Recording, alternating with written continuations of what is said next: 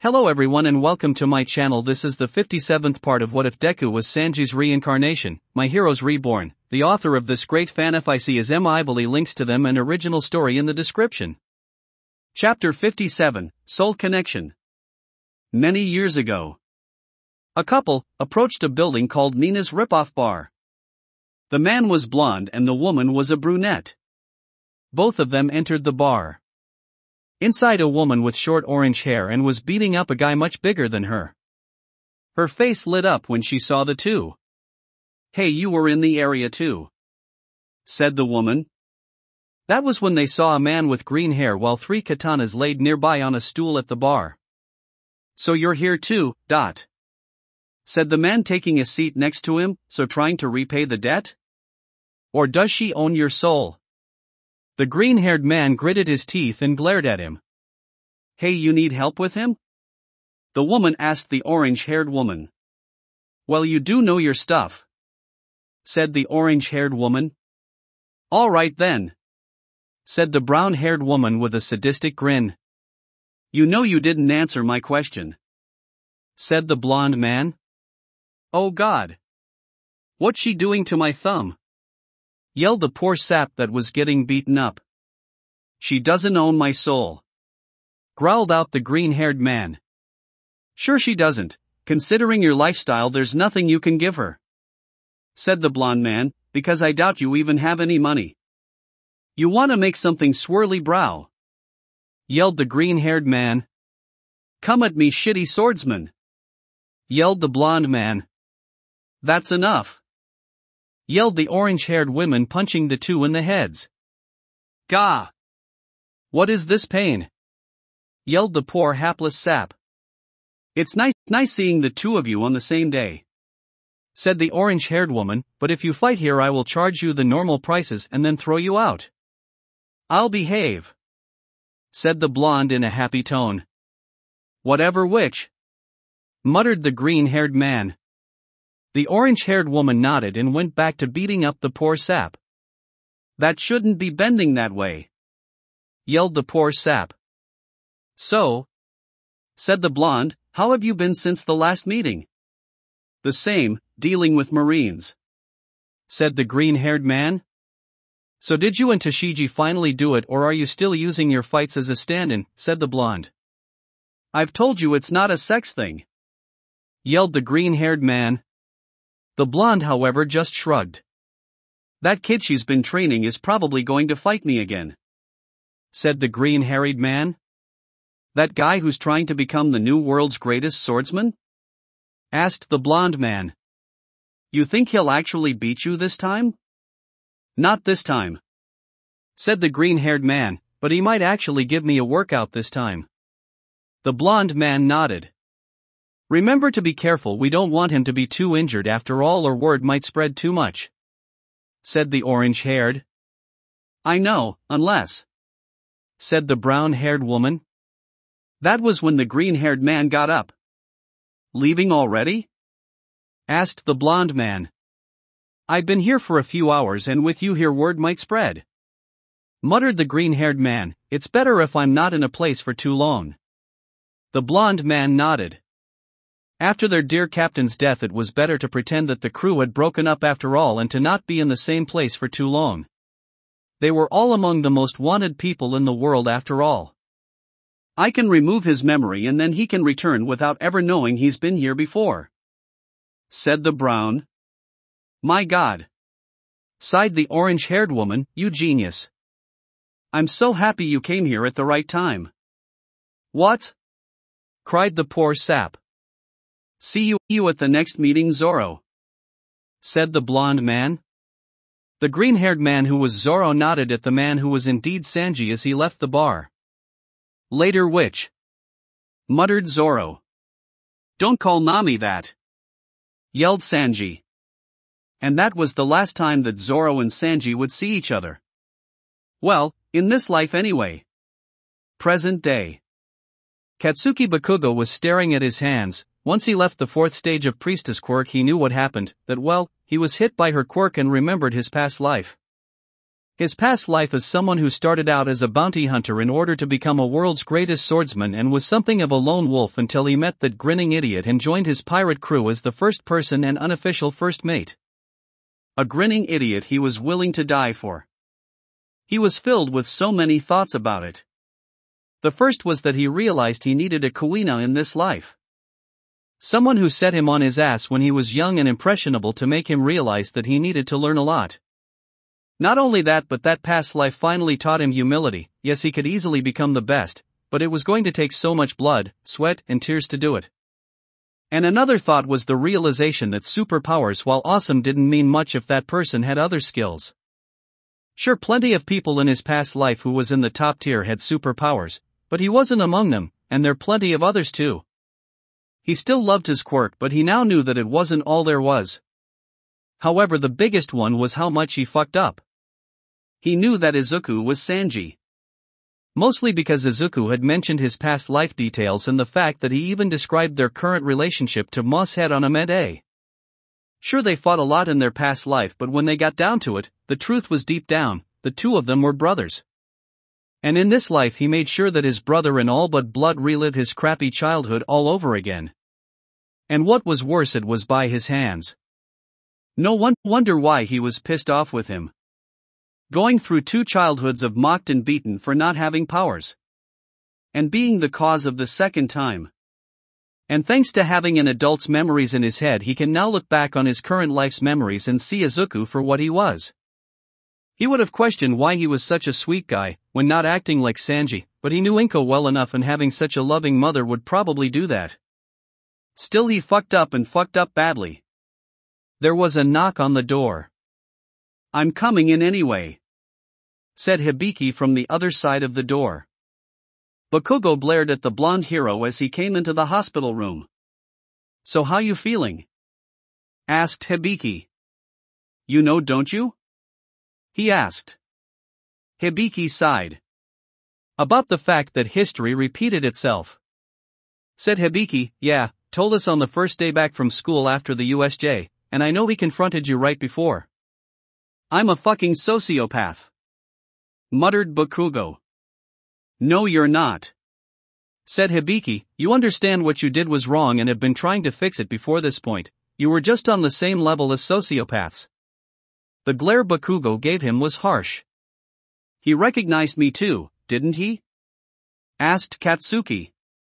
"He did," said Hibiki. Bakugo looked like he was going to cry. "You know, when you assume something, you make an ass out of you and me," said Hibiki in English. Katsuki stared at Hibiki as he completely understood it. "When you spoke another language in your past life, you keep that knowledge," said Hibiki. "I was American and I know you spoke English, oddly enough, but what I said had to be said in English. You can't assume things. And it's clear you're assuming he won't forgive you." "What makes you think that he will?" yelled Bakugo. "I know your head was messed up, but did you really forget?" asked Hibiki. Forget what?" asked Bakugo. "Tick-tock, tick-tock," said Aiko. Bakugo blared at the Aiko device on Hibiki. "Sorry, but I wanted to give you the same amount of time that I gave the others when it first happened to them, and also you have another visitor who wants to talk you." "Who?" asked Katsuki. "I think you should know," said Hibiki as he got up and left the room. "Also, we're going to have a session after this. Whether or not you like it, you have to join us for therapy." Bakugo figured he would have joined that they group. Hibiki looked at the person who wanted to talk to him, who was holding some food and a countdown clock. "He's all yours," said Hibiki. That person nodded. Bakugo looked at the door and saw that visitor was of course Izuku. "Hey," Izuku said, clearly not in Sanji mode. Bakugo looked at Izuku and ended up entering Zoro mode. But as he did, he realized what Hibiki meant. Izuku already forgave him. "Hey, I made you some curry," said Izuku. Bakugo didn't answer. He noticed a plate of cupcakes. And he noticed it was clear they weren't chocolate like they usually were, but the frosting was bright red as usual. And he placed the curry besides it. For a while neither one said anything. Izuku did consider making a joke about how it was now clear that Nami didn't own his soul, considering the last conversation that Zoro and Sanji ever had, but decided against it. "So," said Izuku, finally saying something, "I'm guessing it's rum cake." "It's artificial flavoring," muttered Bakugo. "I can't blame her though. Even if he now loved booze, he knew that drinking it would probably get kicked out of school. Though he was half tempted to break into his mother's liquor cabinet and steal some things. To hell with it. "Don't steal your mom's drinks," said Izuku. How did you know?" uttered Bakugo with a sweat drop. "Kaken, we've known each other for 2 lives," sighed Izuku. "I know both of your personalities too well." "So I'm back to being Kaken?" he asked. It was a name that Izuku came up in childhood since he couldn't pronounce Katsuki. He probably wouldn't have admitted out loud, but he misses the nickname. "When I'm in a good mood," admitted Izuku, blushing. "Why aren't you angry anymore?" asked Bakugo. "I can't be angry about it anymore, now that," said Izuku. "You know I'm Zoro's reincarnation," said Bakugo. Izuku nodded. "We didn't know about our past lives," said Izuku. "That still doesn't excuse it," muttered Bakugo. Izuku sighed. "You've been trying to change the last few months," said Izuku, and then entered Sanji mode. "Those 3 were incapable of change. The only reason why they started treating me better was because I proved to them that I wasn't useless." "I still fucked up," muttered Bakugo. "You did," admitted Izuku, leaving Sanji mode. Bakugo blared at him. "But everything's better now, and we both know I would have eventually stopped being angry at you," said Izuku. Bakugo nodded at this.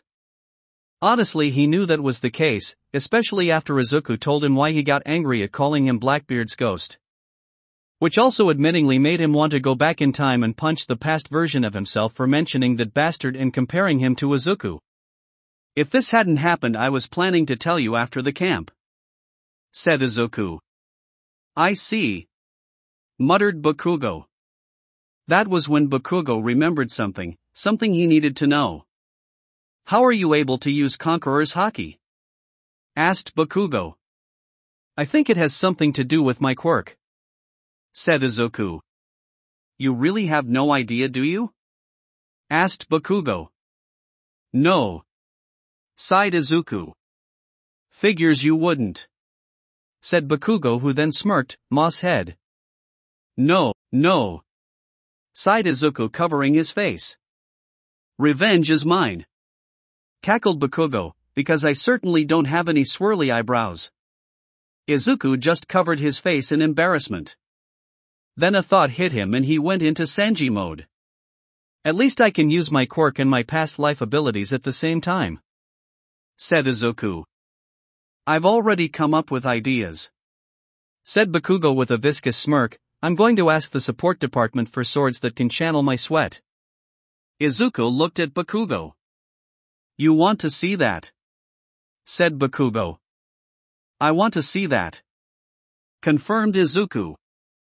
"That means it's better because you don't have equipment I want to see you use," pointed out Bakugo.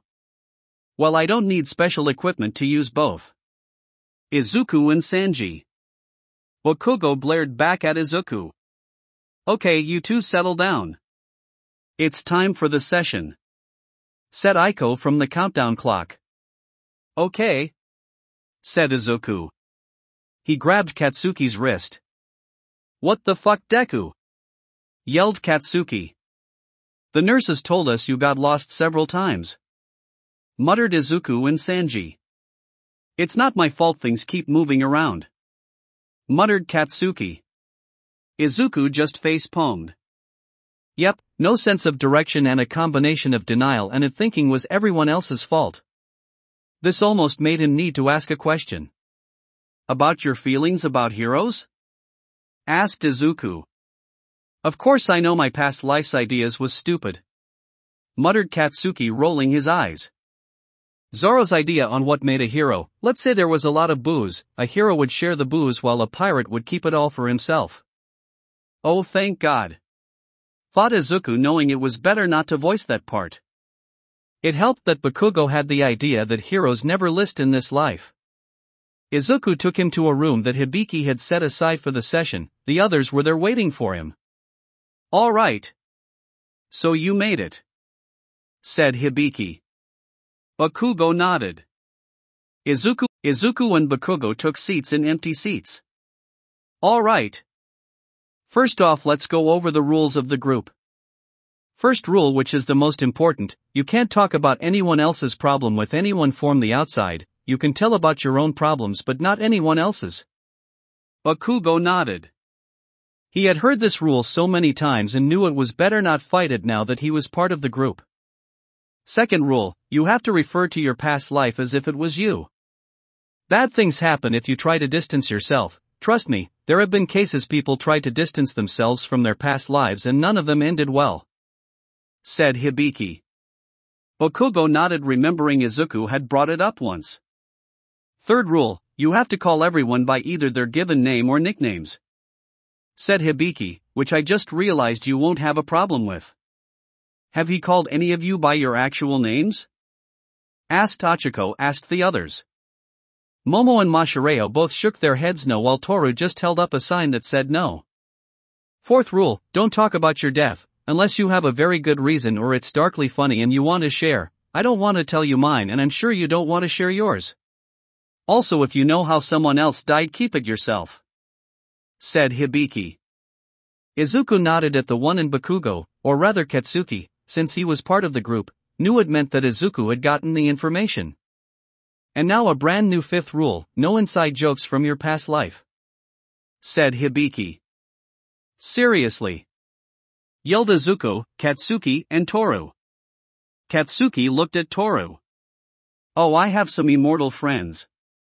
One of them can visit us in our dreams and one of the others will probably show up and prank us one day, said Toru. Seriously? Asked Katsuki. Yep, said Toru. I'm against that rule, said Momo. Yeah, said Ochako. It's really unfair to them, said Mashireo. Not to mention, hypothetically, what if he was the reincarnation of Steve? Asked Aiko. Hibiki froze. I mean, come on, would you be able to keep that inside joke to yourself if this foul mouth was Steve? Asked Aiko.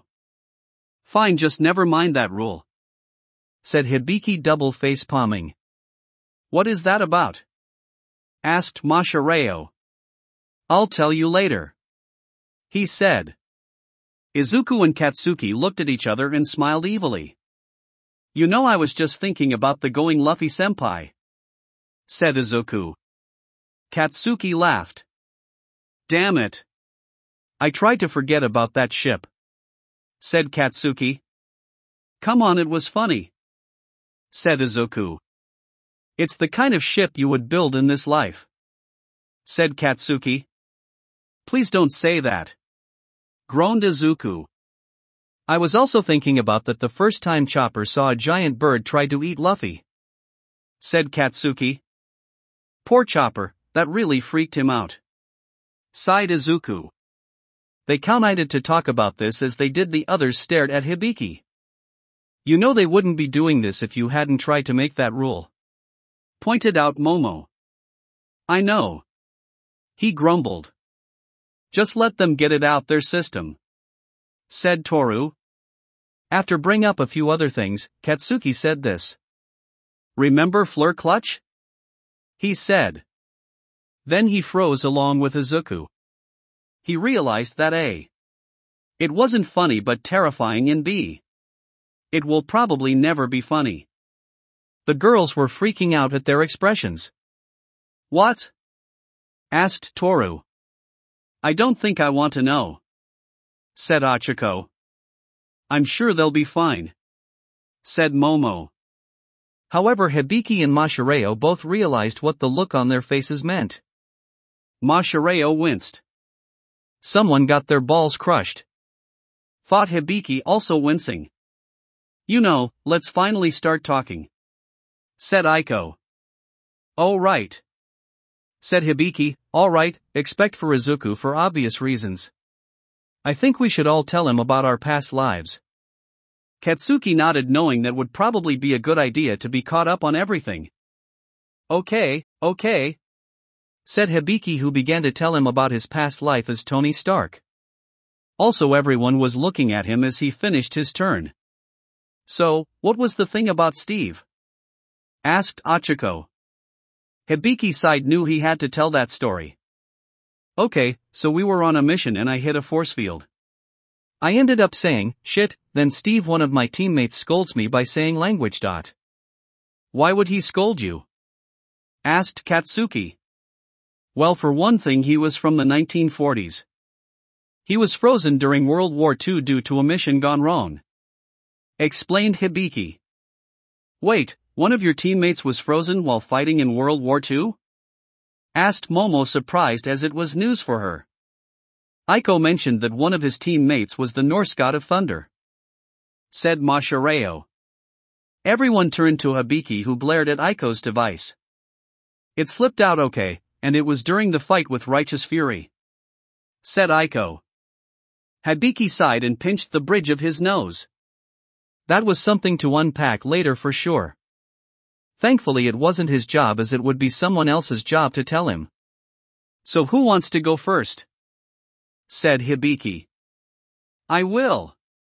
I have to explain about Luna and Discord after all, said Toru. Toru told him about his past life. As she told him, he realized something. While he had heard weird things about her past life before, it didn't really faze him anymore. You gave up on logic too in your past life? Asked Toru. Bakugo just glared at and scoffed. He did, said Izuku. Anyways, some of my friends are still alive since they're immortal. One of them is a guardian of dreams and she sometimes visits me in my dreams. Also, she can visit multiple people. So if you want to, we can have a shared dream, and considering what's going to happen soon, I think it might be more common, said Toru. Seriously, said Katsuki. Also, another friend Discord might show up soon. He hasn't yet, but I know he's going to, said Toru. Why would he just show up? Asked Katsuki. To mess with us, said Toru. Katsuki just rolled his eyes.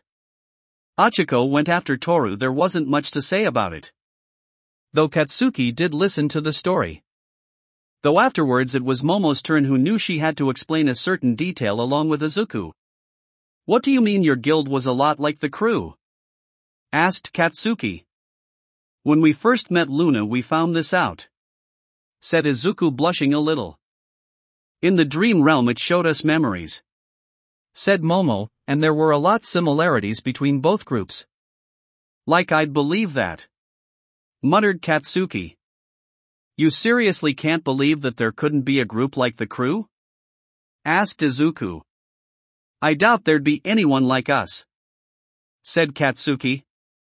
I saw that memory of you drink a whole barrel of alcohol, said Momo. One of my guild mates that I knew since childhood could also drink the same amount. Did they get drunk? Asked Katsuki. One time, but it wasn't really her, it was during a certain incident, and I really don't want to talk about that, muttered Momo. She glared at everyone to say she really didn't want to tell them about that incident. The glare was so harsh even Katsuki was a little scared. Maybe I should go, said Mashireo. And course he did mention his curse, which turned him into a pig along with the martial artist's skills. But of course had to mention the fact that he got lost a lot, and he had no sense of direction.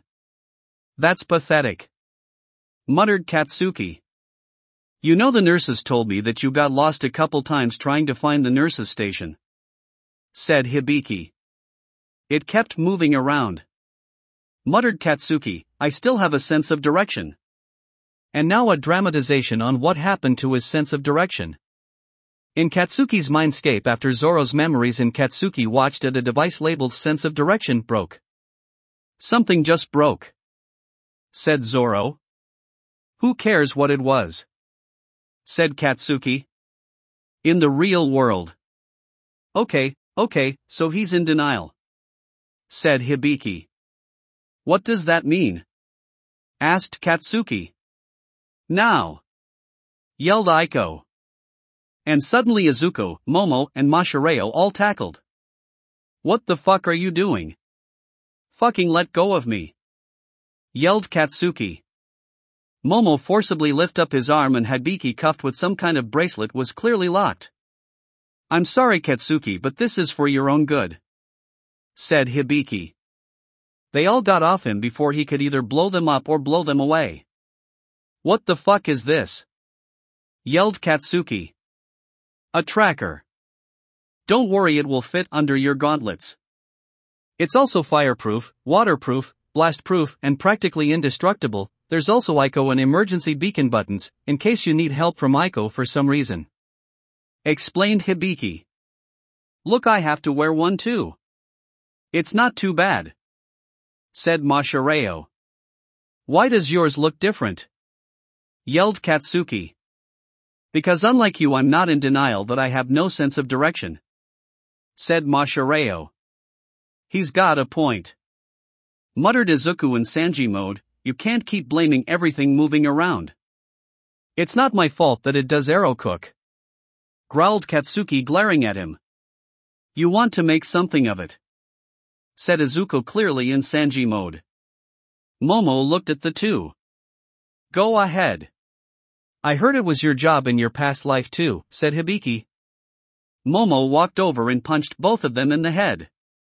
That's enough. She yelled out in Urza mode, stopping them. They stopped fight and stared at Momo. She's just as bad as the witch. Muttered Katsuki. Don't say that. Said Izuku. Katsuki gritted his teeth. He looked at Izuku and he wasn't in Sanji mode. In fact, his next sentence would chill his very soul. She's worse than Nami. Said Izuku, shivering. And that was when Katsuki realized that while Izuku did have Sanji memories, it was clear that he didn't have the exact same feelings while not using his personality. Two of my guild mates had a very similar relationship as you two. Said Momo, and I made sure they were true friends. It should be noted that they were actually terrified of her and rarely ever fought in front of her due to that fear. Okay, we only know what Deku told us about your past life. Said Achiko. Figures. Muttered Katsuki, I was known as Rora no Azaro and I was the world's greatest swordsman. For real? Asked Toru. I believe it, considering what I saw of your skill during your feral stage. Said Momo, honestly I was hoping for a spar eventually. Katsuki then remembered their match and the skills she displayed with her own sword during the match. You're on. He said with a grin, maybe you won't give up again. Then he flinched, remembering why she gave up, so that Izuku could be the one to defeat him. He gritted his teeth. Everyone looked at him concerned. Then they looked at Izuku, who nodded. They knew why he was acting like that, and they realized that he was told about his brothers in their past lives and how history repeated. Izuku never told us how he joined the crew. Said Hibiki, changing the subject, knowing it was not a good time to talk about that. I'm sure that's how you two met. It was. He joined before I did. Said Izuku. Luffy accidentally flung a cannonball at the restaurant I was working at. Why, what happened? Asked Achiko. Some stupid marine shot at us because we were pirates and Luffy wasn't paying attention to where the cannonball would land. Said Katsuki with his eye twitching. Wait, did he mention that Luffy was an idiot? A few times. Said Hibiki. Luffy practically blackmailed me into joining. Said Katsuki. I killed some spoiled brat marine son's pet wolf or something, and in exchange for not arresting me made a deal with me if I could spend an entire month without food or drink tied up.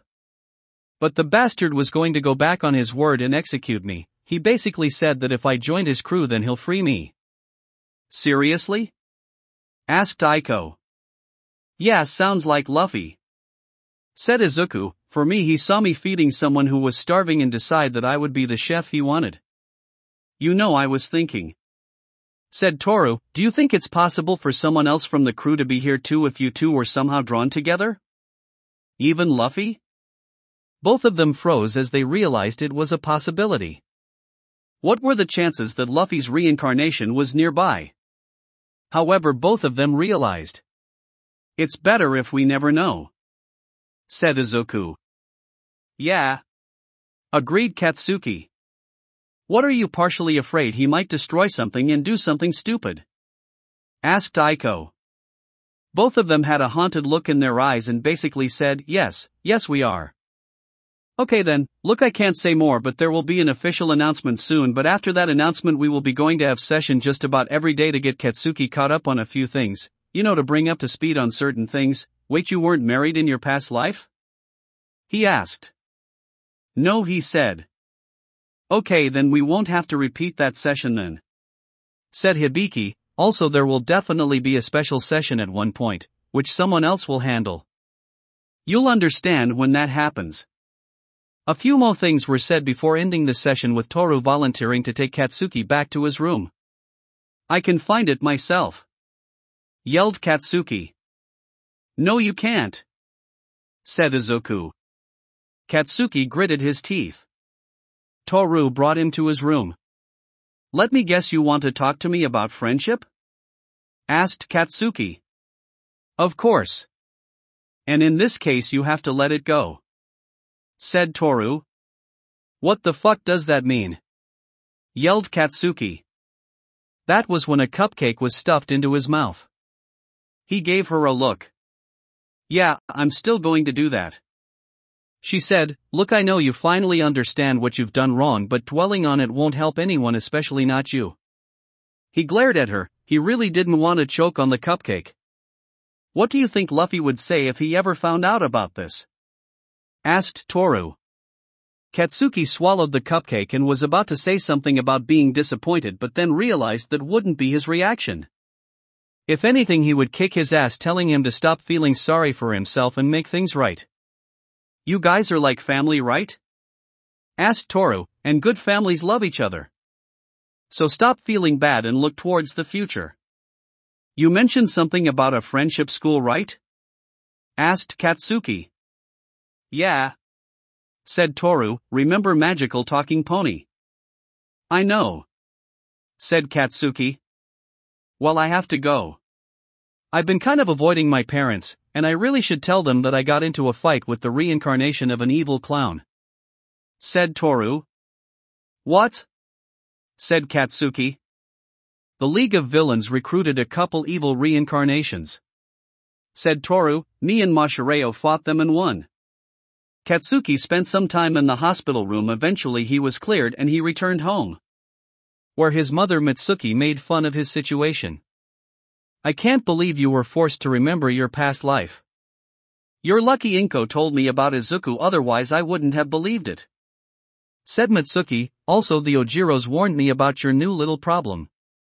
Shut the fuck up, hag, yelled Katsuki. Oh, is your pirate personality showing through? Asked Mitsuki.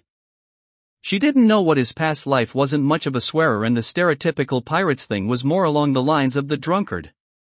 He stormed to his room and slammed the door in order to get rid of the thoughts of stealing from her liquor cabinet. As he sat on his bed, he realized something. Izuku did have his memories, but he wasn't Sanji. It can't be, said Katsuki with his eyes widening. And that was when he realized why Izuku could have believed that it is the case of his quirk might be doing that. Damn it.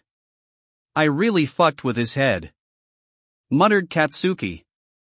But he remembered what Toru said about looking towards the future.